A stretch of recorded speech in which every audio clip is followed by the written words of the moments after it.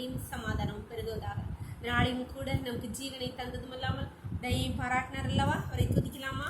ஆனந்த களிப்புள்ள உதடுகளால், ஆனந்த களிப்புள்ள உதடுகளா போற்றி புகழ்கிறே. ஆனந்த களிப்புள்ள உதடுகளா போற்றி புகழ்கிறேன்.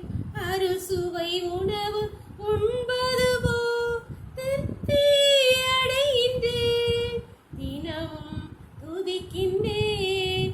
ஆனந்த களிப்புள்ள உதடுகளா போற்றி புகழ்கின்றேன். மேலானது உம் பேரன்பு, உயிரினும் மேலானது. உதடுகள் துதிக்கட்டும் உயிருள்ள நாளெல்லாம், உயிருள்ள நாளெல்லாம். ஆனந்த களிப்புள்ள உதடுகளா போற்றி புகழ்கிறேன். ஆனந்த களிப்புள்ள உதடுகளா போற்றி புகழ்கிறேன். ஒரு வேத பகுதி வாசிக்கலாமா? சங்கீதம் 14ஆம் அதிகாரம் வசனங்கள் 6-7. சிறுமிப்பட்டவனுக்கு கர்த்தர் அடைக்கலமாயிருக்கிறார் என்று சொல்லி நீங்கள் அவனுடைய ஆலோசனையை அலட்சியம் பண்ணீர்கள். சியோனிலிருந்து இஸ்ரவேலுக்கு ரட்சிப்பு வருவதாக. கர்த்தர் தம்முடைய ஜனத்தின் சிறையிருப்பை திருப்பும் போது யாக்கோபுக்கு களிப்பும் இஸ்ரவேலுக்கு மகிழ்ச்சியும் உண்டாகும். என்ன அருமையான வசனம்!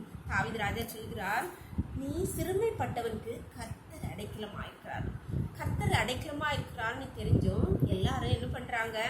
அவங்கள ஏளனமா பார்க்குறாங்க, அவங்கள அலட்சியம் பண்றாங்க. ஆமா, இந்த உலகத்துல அது ஈஸியா நடக்கிறதா? எங்கும் நடக்கிறது. சிறுமைப்பட்டவர்கள், எளிமையானவர்கள் எங்கேயுமே அலட்சியம் பண்ணப்படுவார்கள், அவர்கள் அசட்டை பண்ணப்படுவார்கள், ஒதுக்கப்படுவார்கள். இதுதான் இயல்பாகவே மாறிவிட்டது இந்த உலகத்திலே. அப்படி இருக்கும்போது கர்த்தர் என்ன சொல்கிறார்? கர்த்தர் அவர் சிறையிருப்பை நிச்சயமாய், சிறுமைப்பட்டவருக்கு கர்த்தர் அடைக்கலமானவர். அதனால அவனுடைய சிறையிருப்பை கர்த்தர் நிச்சயம் திருப்புவார். அப்பொழுது என்ன உண்டாகுமா? மகிழ்ச்சியும் களிப்பும் உண்டாகும். நாம் அன்பான தேவன், இன்றைக்கு கர்த்தர் உங்களோடு இதுதான் சொல்றார். சிறுமைப்பட்டு எல்லாராலும் ஒதுக்கப்பட்டு, ஒருவேளை பணம் உள்ளவர்களாக இருக்கலாம், ஆனால் அநேக காரியங்களினால் நாம் ஒதுக்கப்பட்டு காணப்படுவோம். வசதி இருந்தாலும் இல்லாவிட்டாலும் அநேக சூழ்நிலைகளே, அநேக இடங்களிலே, நம்ம குடும்பங்களில் ஆகட்டும், வேலை பார்க்க இடங்கள், படிக்கிற இடங்களாக இருக்கட்டும், இல்லை சபையிலாலும், எங்கும் அநேக சூழ்நிலையே நாம் ஒதுக்கப்படுவோம், அலட்சியம் பண்ணப்படுவோம். அப்படி இருக்கும். இன்னைக்கு கர்த்தர் உங்களோடு தான் பேசுகிறார். உங்களுக்கு கர்த்தர் உங்கள் சிறையை திருப்புவார். உங்களுக்கு மகிழ்ச்சியும் களிப்பும் உண்டாகும். ஜெபம் பண்ணலாமா? எங்களை நேசிக்கிற எங்களை அன்பின் பரலோகத்தின் தகப்பனே, தர்மையான நாளுக்காக நன்றியப்பா, நன்றியப்பா. நாளின் காலை முதல் உம்முடைய கரம் எங்களோடு கூட இருந்தபடியால், உம்முடைய கிருபை எங்களை தாங்கினபடியால் நன்றி நன்றி நன்றியப்பா.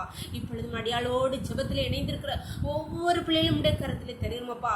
சிறுமைப்பட்டு, ஒடுக்கப்பட்டு, அலட்சியம் பண்ணப்படுத்தி, இழிவுபடுத்தப்பட்டு சமுதாயத்திலே காணப்படுகிற ஒவ்வொரு பிள்ளைகளையும் ஆண்டவரே, வேதனையோடு இருக்க ஒவ்வொரு பிள்ளைகளும் உம்முடைய கரத்திலே தருகிறோமாப்பா.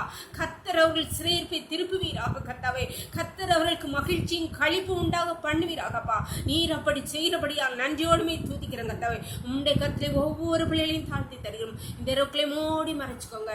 சகல துதியும் கனமும் பலமையும் பலனும் ஞானமும் எங்கள் தேவாதி தேவன் ஒருவருக்கே செலுத்துகிறோம். இயேசுவின் மூலங்கள் ஜெபத்தை ஏற்றுக்கணும். பரலோகத்தின் தகப்பனே, நன்றியப்பா, நன்றி. God bless you. கர்த்தர் உங்களை ஆசீர்வதிப்பாராக. ஆமென்.